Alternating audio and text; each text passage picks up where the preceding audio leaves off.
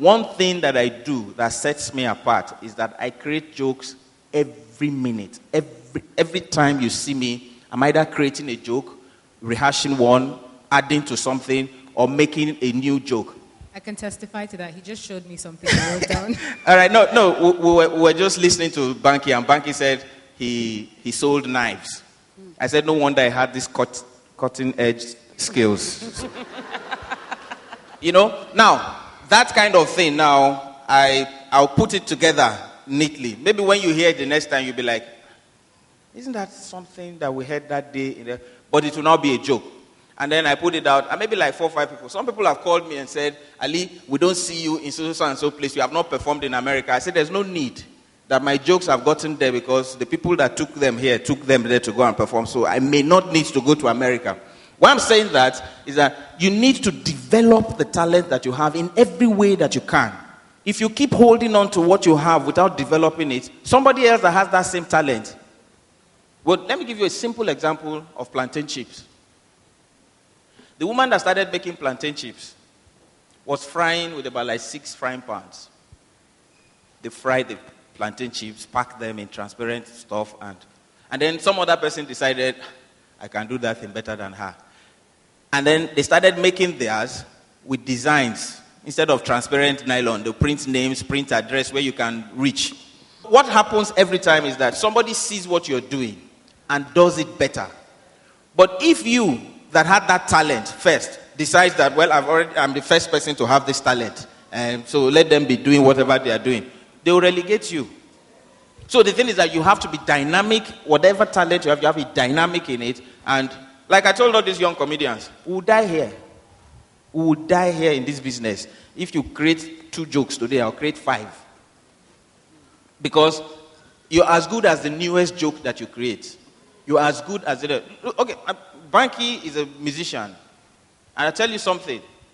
It is not that the musicians that were before them can't sing anymore. I need you to get that clear. It is not that the musicians that... I mention names now. They can take me to court. Olu Maintain can still sing. Paul Play Dairo can still sing.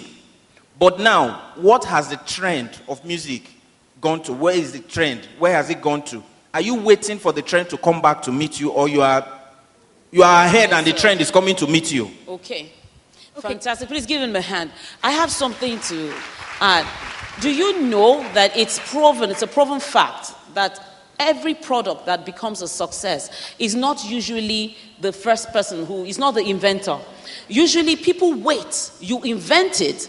When you invent the raw thing, their own work is just to improve upon what you have done and take it to the market. So it's always like that. But I have a question for Bukky, because I'm beginning to feel if I can't sing, I must do comedy. But I will have this money.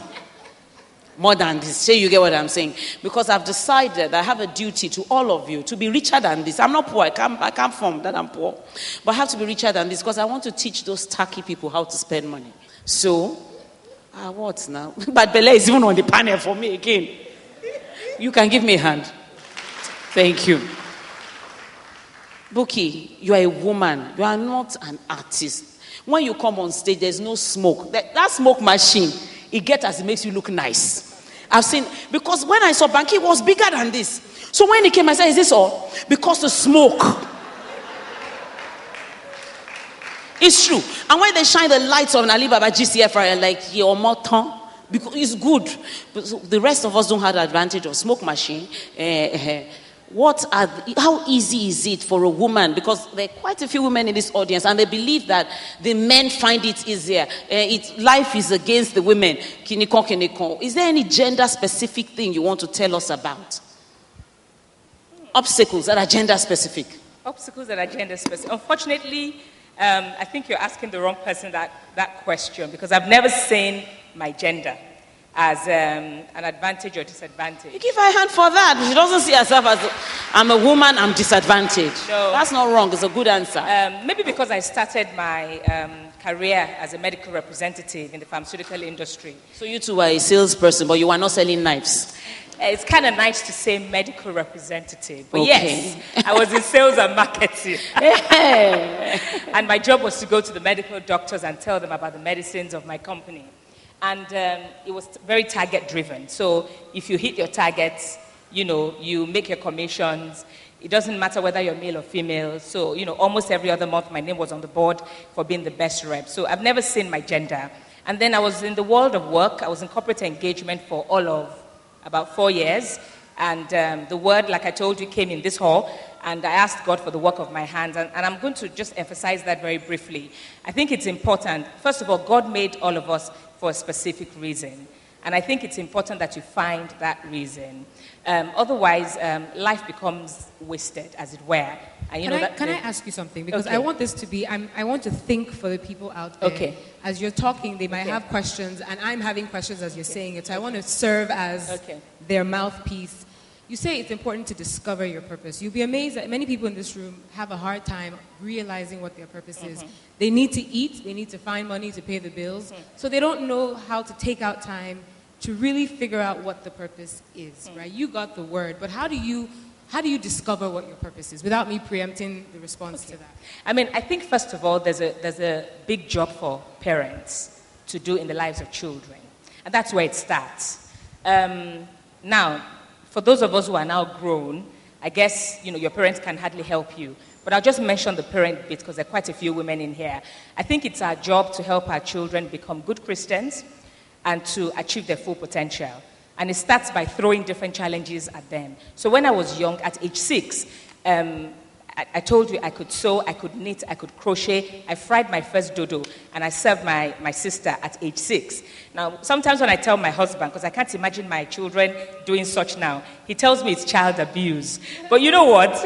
These are the challenges that came my way as a young girl that made me what I've become, today. And I think a lot of our children are pampered. So back to the roles of mothers. I can use myself as an example.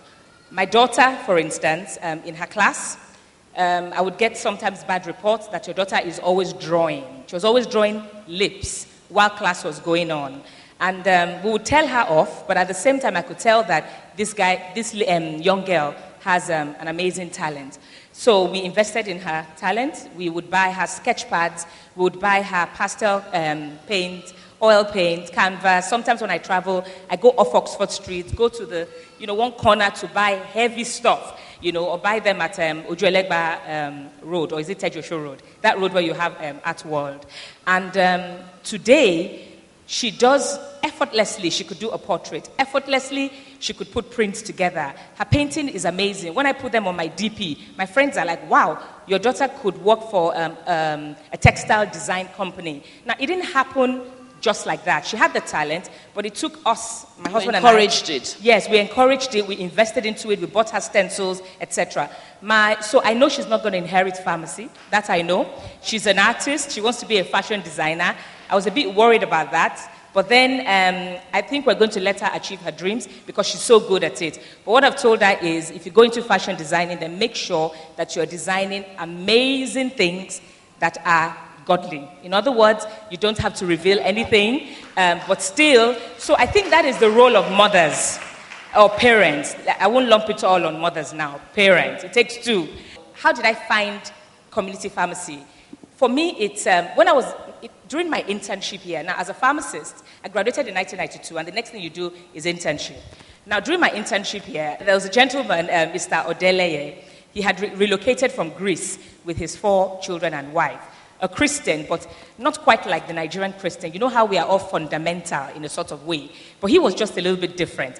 And every time I go to him, because he was so old and wise, but he was also doing his internship, I was 22, I would go to him for answers to life's questions. And he would tell me, listen to your spirit.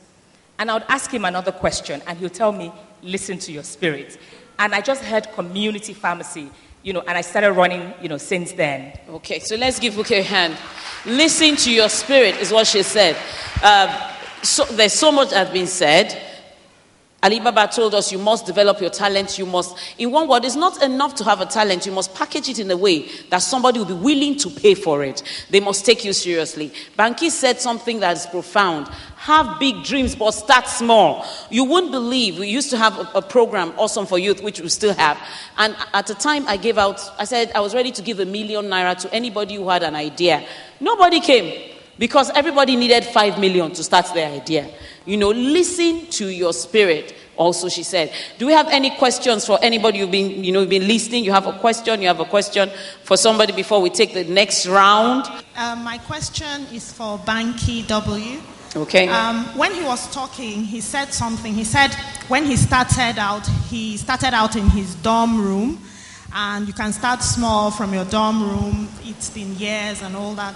And I heard, and I'm like, okay, what if you didn't start from your dorm room? And you still have your ideas, and you're getting older, like all of us have dreams and stuff. And I felt a bit discouraged. Okay, so if I didn't start from my dorm room, you are late to the table. Is that what you're saying?